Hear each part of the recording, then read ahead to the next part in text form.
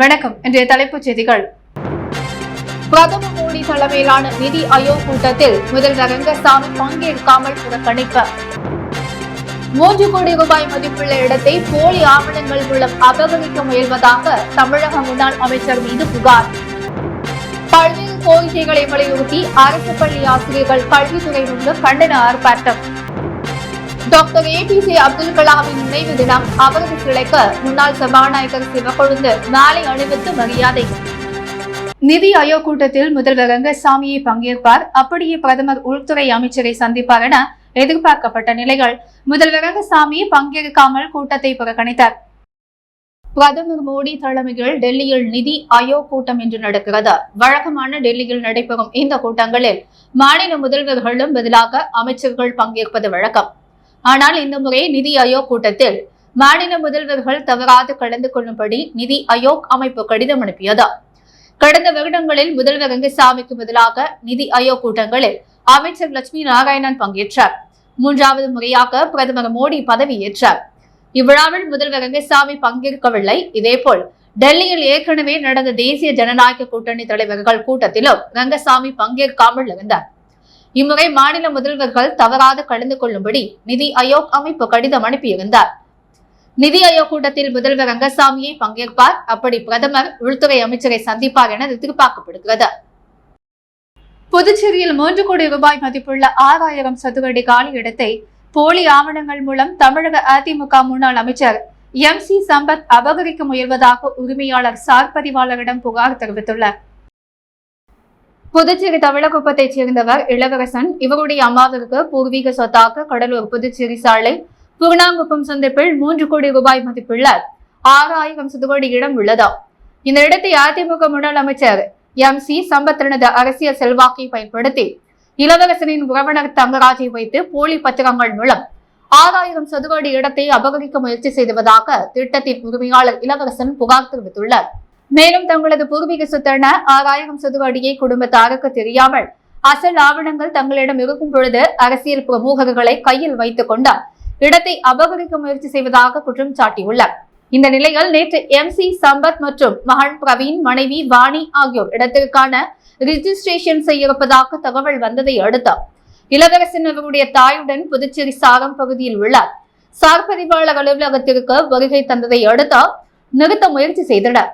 ஆனால் எதிர்ப்பு தரப்பினர் ரிஜிஸ்ட்ரேஷன் செய்வதற்கு வரவில்லை. மாறாக இளவரசன் மீது தவளக்குப்பம் காவல் நிலையத்தில் புகார் தெரிவித்துள்ளனர்.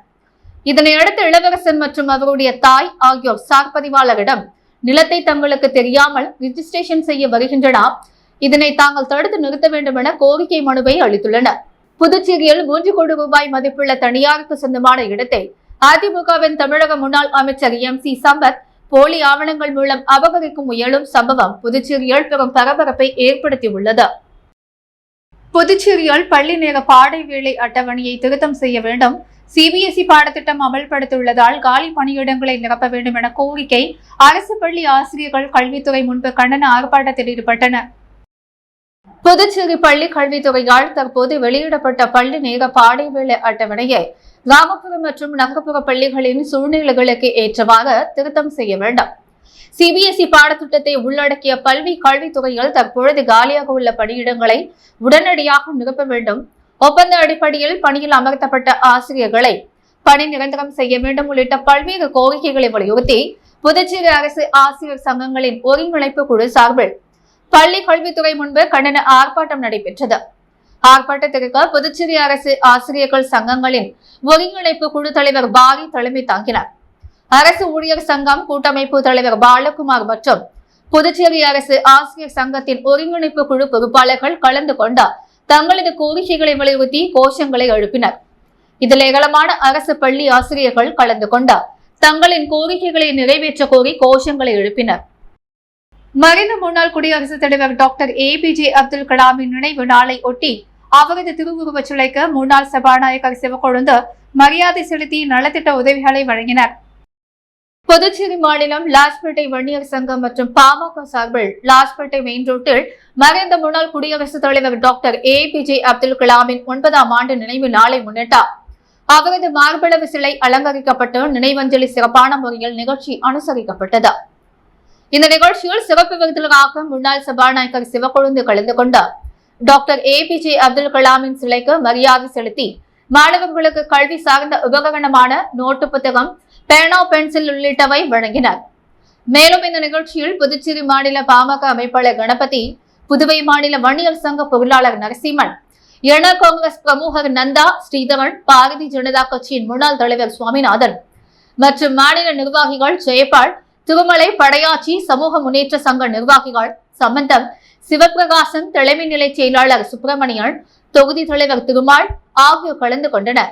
நிகழ்ச்சி முழுவதுமாக ஏற்பாடுகளை தொகுதி செயலாளர் ராம், டக்கர்ஸ் உரிமையாளர் ராம் என்கிற முருகையன் மற்றும் லாஸ்பேட்டை நிர்வாகிகள் ராஜா என்கிற ராஜாராம், குமரன் மூர்த்தி, மணிகண்டன் உள்ளிட்டோர் செய்திருந்தனர். நளிதோப்பு பெத்தாங் ஸ்போர்ட்ஸ் கிளப் சார்பில் நடைபெற்ற மாநில அளவிலான பெத்தாங் விளையாட்டுப் போட்டியை சட்டமன்ற உறுப்பினர் ரிச்சர்ட் ஜான்குமார் தொடங்கி வைத்தார். Puducherry Nellithope petanque sports club சார்பில் இன்று காராமணிக்குப்பத்தில் உள்ள ஜீவானந்தம் அரசு மேல்நிலைப் பள்ளியில் மாநில அளவிலான 2ஆம் ஆண்டு பெத்தாங் போட்டி நடைபெற்றது.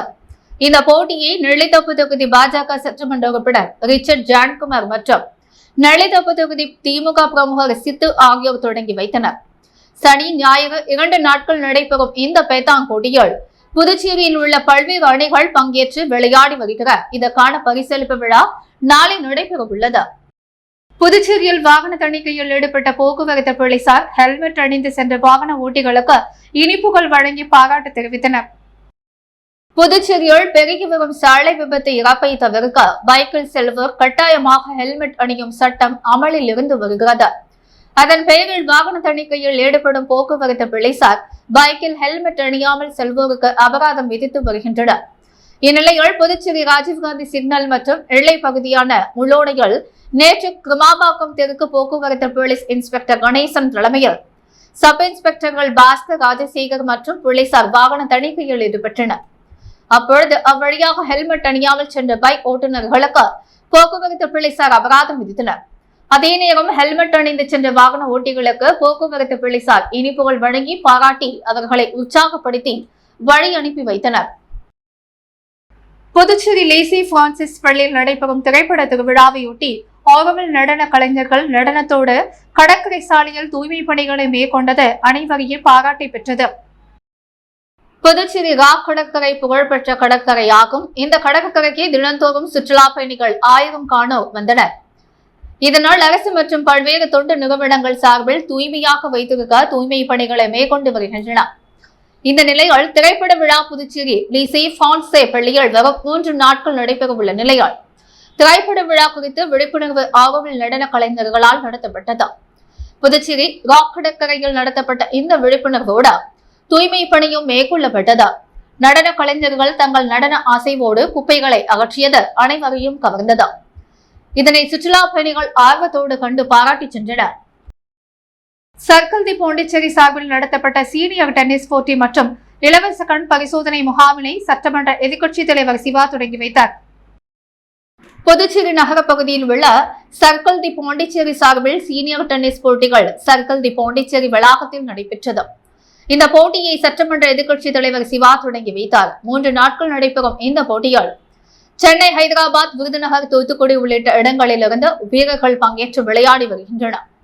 நாளை நடைபெறும் பரிசளிப்பு விழாவில் முதல்வர் ரங்கசாமி கலந்து கொண்டு வெற்றி பெற்ற வீரர்களுக்கு பரிசுகளை வழங்க உள்ளார். அதனைத் தொடர்ந்து நடைபெற்ற இலவச கண் மருத்துவ பரிசோதனை மருத்துவ முகாம் நடைபெற்றது. ஜோதி கண் மருத்துவமனை மற்றும் ரோட்டரி கிளப் ஆஃப் பாண்டிச்சேரி ஆகியவை இணைந்து நடத்தப்பட்ட பரிசோதனை முகாமிலே சட்டமன்ற எதிர்க்கட்சித் தலைவர் சிவா தொடங்கி வைத்தார். அவரும் கண் பரிசோதனை செய்து கொண்டார்.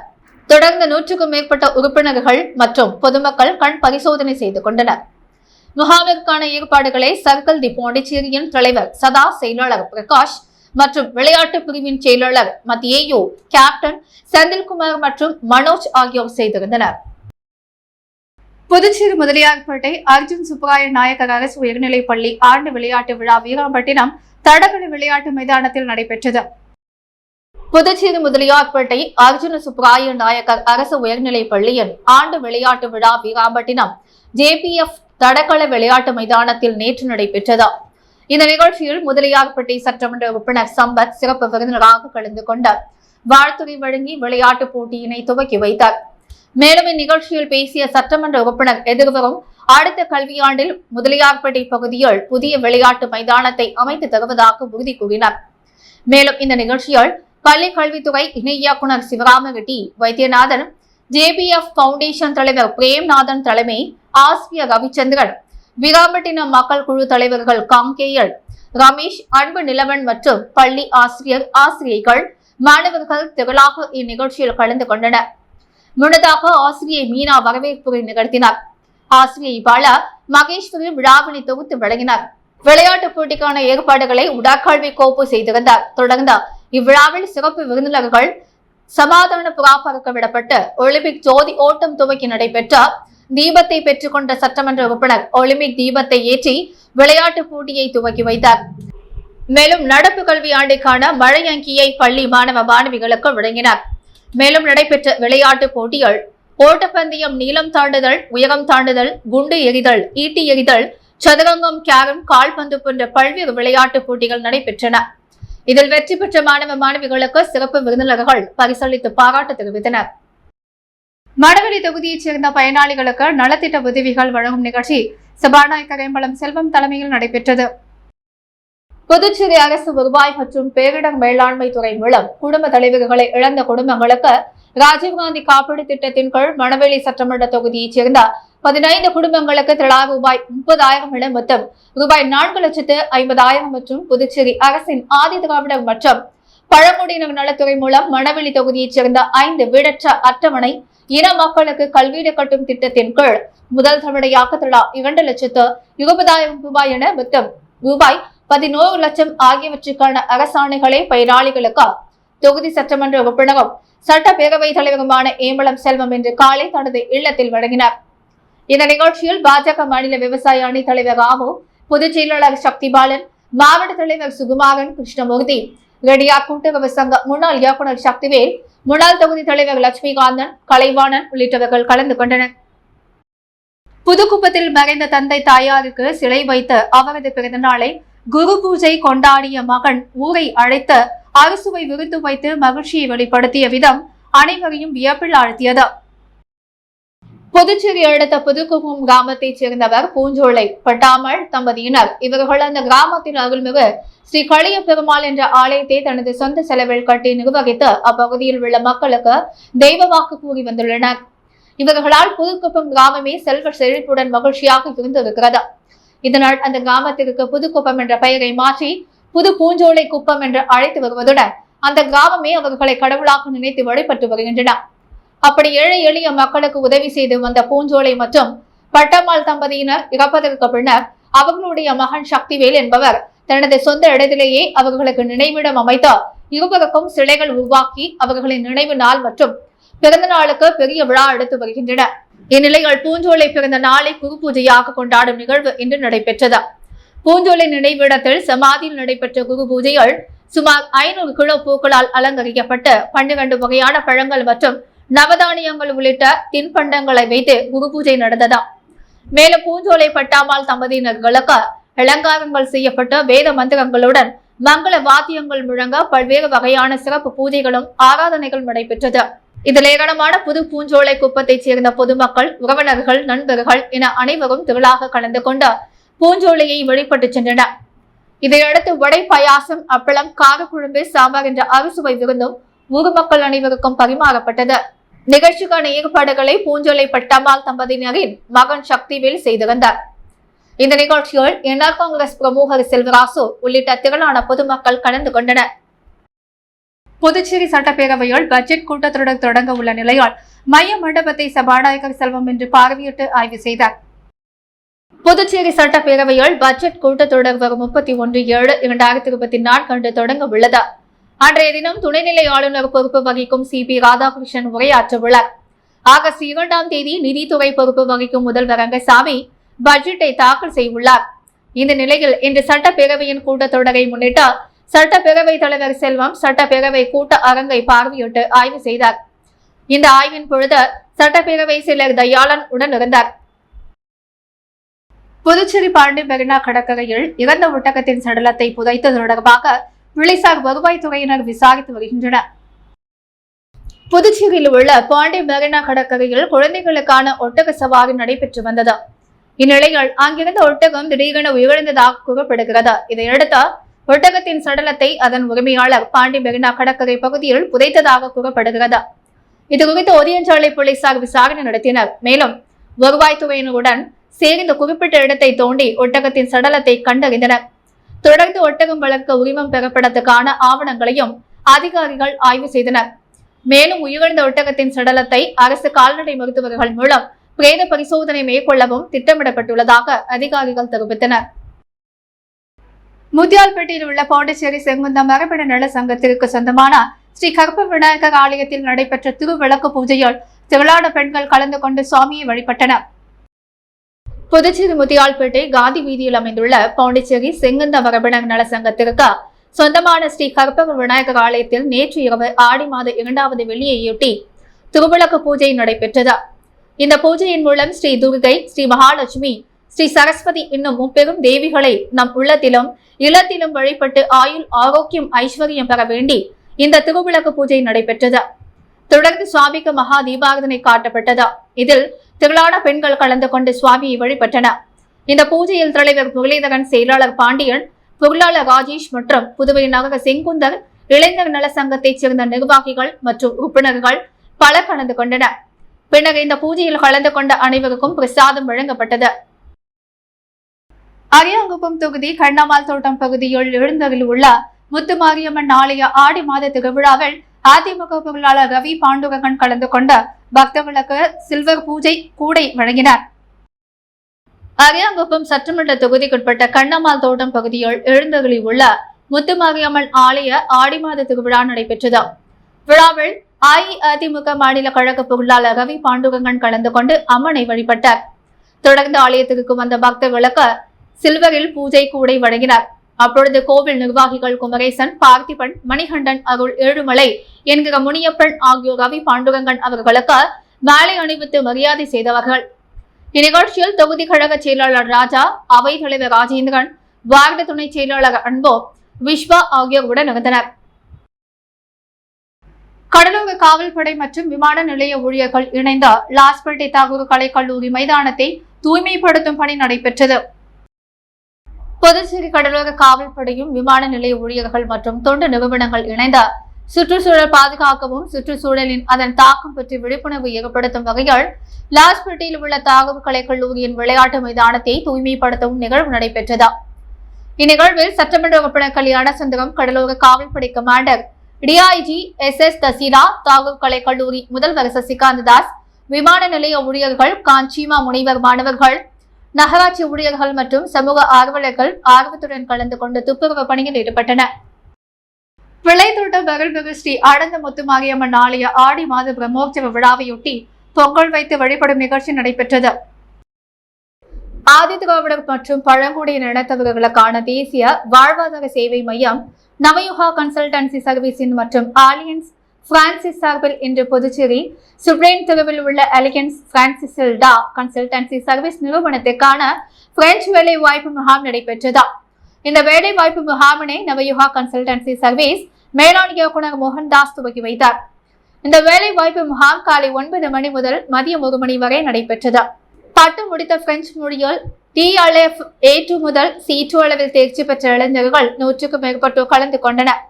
இதில் தலை சிறந்த நிறுவனமான டாடா கன்சல்டன்சி சர்வீஸ் நிறுவனத்தில் பிரெஞ்சு மொழிபெயர்ப்பு மற்றும் பிரெஞ்சு உலகளாவிய சேவை மைய அதிகாரியாக பணிபுரிய முன் அனுபவம் உள்ள மற்றும் அனுபவமில்லாத பட்டம் பெற்ற பிரெஞ்சு மொழி நன்கு பேசி எழுத தெரிந்த 20க்கும் மேற்பட்ட நபர்கள் தேர்வு செய்யப்பட்டனர்.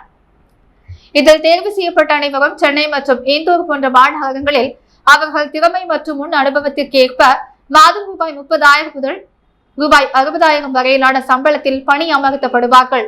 மேலும் நவயுகா கன்சல்டன்சி நிறுவனமானது 20 ஆண்டுகளுக்கு மேலாக இளைஞர்களுக்கு வேலை வாய்ப்பு ஏற்படுத்தும் வகையில் பல்வேறு அரசு மற்றும் தனியார் நிறுவனங்களுடன் சேர்ந்து வேலை வாய்ப்பு முகாம்களை இலவசமாக நடத்தி வருகிறது. வேலை தேடுபவர்கள் செட்டி தெருவில் உள்ள நவயுகா கன்சல்டன்சி நிறுவனத்தை தொடர்பு கொண்டு பயன்பெறுமாறு கேட்டுக் கொள்ளப்பட்டனர். அலைன்ஸ் பிரான்சிஸில் நடைபெற்ற பிரெஞ்சு வேலைவாய்ப்பு முகாமில் ஏராளமான பட்டதாரிகள் பங்கேற்றனர். புதுச்சேரி எப்பளம் தொகுதிக்குட்பட்ட வம்பாகரபாளையம் தெப்பக்குளம் வீதியில் பாதாள வடிகால் நிரம்பி சாலையில் பயணிகளுக்கு பொதுமக்களுக்கும் இடையூறாக முகம் சுளிக்கும் விதமாக இருந்ததை அப்பகுதி பொதுமக்கள் சட்டமன்ற உறுப்பினர் அனிபால் கென்னடியிடம் அலைபேசி மூலம் தெரிவித்தனர். சட்டமன்ற உறுப்பினர் உடனடியாக பொதுப்பணித்துறை வடிகால் பிரிவு அதிகாரிகளை நேரில் சென்று சந்தித்தார். இளநிலை பொறியாளர் சங்கரை அலைபேசியில் இதுகுறித்து தெரியப்படுத்தி உடனே அங்கு சுத்தம் செய்ய வேண்டும் என்று கேட்டுக்கொண்டார். இதையடுத்த அதிகாரிகள் உடனடியாக பாதாள வடிகால் சுத்திகரிப்பு செய்யக்கூடிய வாகனத்தை சம்பவ இடத்திற்கு கொண்டு சென்றனர். நவீன வடிகால் கழிவுநீர் உறிஞ்சி எடுக்கும் வாகனம் மூலம் சாலையில் தேங்கிய கழிவுநீர் சுத்தம் செய்யப்பட்டது. அத்துடன் அடைப்புகள் யாவற்றையும் ஆய்வு செய்து உடைந்த மூடிகளை எல்லாம் அகற்றி புது மூடிகள் வைத்து பூசி பணிகளை ஊழியர்கள் முடிக்கும் வரை அந்த இடத்திலேயே இருந்து அனிபால் கென்னடி சரி செய்து கொடுத்தார். அப்பொழுது தொகுதி செயலாளர் சக்திவேல், துணை செயலாளர் ராஜி மற்றும் நிசா, கிளை செயலாளர்கள் காலப்பன், விநாயகமூர்த்தி, ராகேஷ் ஆகியோருடன் இருந்தனர். உப்பிளம் தொகுதி வம்பாக்கீரபாளையம் பகுதியில் பாதாள வடிகால் அடைப்பை சட்டமன்ற உறுப்பினர் அனிபால் கென்னடி 1 மணி நேரத்தில் சரி செய்து கொடுத்தார். புதுச்சேரி பவழக்காரன் சாவடியில் அமைந்துள்ள அருள்மிகு ஸ்ரீ பால விநாயகர் ஸ்ரீ நாகமுத்து மாரியம்மன் திருக்கோவிலில் ஆடி உற்சவ விழா கடந்த திங்கட்கிழமை முதல் தொடங்கி நடைபெற்று வருகிறது. தொடர்ந்து அம்மனுக்கு அபிஷேக ஆராதனை நடைபெற்று நேற்று சக்தி கரகம் புறப்பட்ட பார்சாகை குழுக்கஞ்சி வார்த்தல் நடைபெற்றது. தொடர்ந்து கும்ப பழையம் படைத்து பம்பை உடுக்கை சிலம்புடன் வர்ணித்தல் நடைபெற்றது. இரவில் முருகர் உற்சவ மூர்த்திகள் சிறப்பு அலங்காரத்துடன் வீதி உலா நடைபெற்றது. இதில் திரளான பக்தர்கள் கலந்து கொண்டு சுவாமியை வழிபட்டனர். இதற்கான ஏற்பாடுகளை ஆலய நிர்வாகத்தினர் மற்றும் ஊர் பொதுமக்கள் சிறப்பாக செய்திருந்தனர். புதுச்சேரியில் பவளக்கார சாவடியில் அமைந்துள்ள அருள்மிகு ஸ்ரீ பால விநாயகர் ஸ்ரீ நாகமுத்து மாரியம்மன் திருக்கோவிலில் ஆடி மாத உற்சவ விழாவையொட்டி சிறப்பு அலங்காரத்துடன் உற்சவ மூர்த்திகள் வீதி உலா நடைபெற்றது. புதுச்சேரி மாநிலம் முதலியார்பேட்டை கொம்யூன் பாப்பஞ்சாவடி புதுநகரில் எழுந்தருளியிருக்கும் அருள்மிகு ஸ்ரீ முத்து மாரியம்மன் ஆலய 16ஆம் ஆண்டு உற்சவ திருவிழா வெகு விமரிசையாக நடைபெற்று வருகிறது. இதில் கடந்த வியாழன் அன்று கொடியேற்று விழாவும் அதனைத் தொடர்ந்து அம்மனுக்கு வர்ணிக்கை நிகழ்ச்சியும் நடைபெற்றது. தொடர்ந்து முக்கிய விழாவாக நேற்று சடல் திருவிழா நடைபெற்றது. இதில் ஏராளமான பக்தர்கள் சடல் போட்டு தங்களது வேண்டுதலை நிறைவேற்றினர். இதில் முக்கிய பிரமுகர்கள் மோகிஸ் கன்ஸ்ட்ரக்ஷன் நிறுவனர் ரவிக்குமார், பாஜக பிரமுகர் முகமது யூனஸ் ஆகியோர் கலந்து கொண்டு சுவாமி தரிசனம் செய்தனர்.